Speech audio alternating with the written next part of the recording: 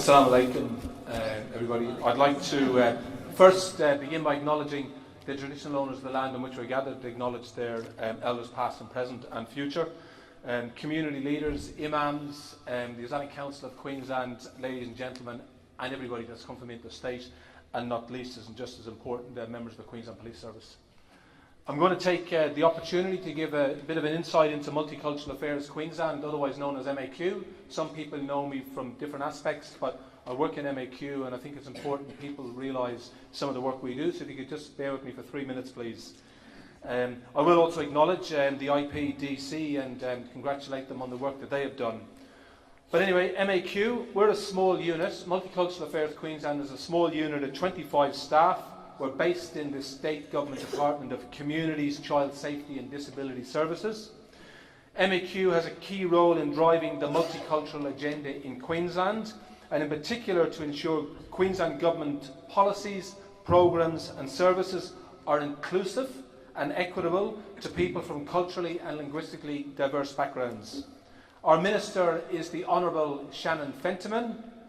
The Minister is passionate about this portfolio and is committed to promoting Queensland as a harmonious and inclusive community, and MAQ provides leadership to whole of government level to improve these outcomes. This includes working closely with local community organisations, including Muslim community organisations, and other strategic partners to promote Queensland's diversity and reduce barriers that people may face, such as securing employment, difficulties in accessing services, or barriers relating to discrimination and prejudice.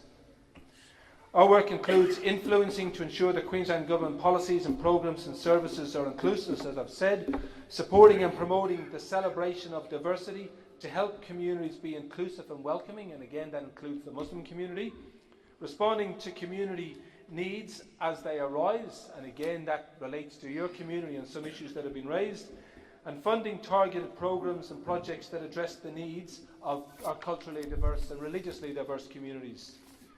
An election commitment and one of MAQ's priorities is the introduction of what's known as multicultural recognition legislation. The proposed legislation will include introducing a multicultural Queensland Charter and establishing a Multicultural Queensland Advisory Council. And this charter, enshrined in legislation, will demonstrate the government's commitment to multiculturalism and also to provide an instrument to strengthen the policy across government.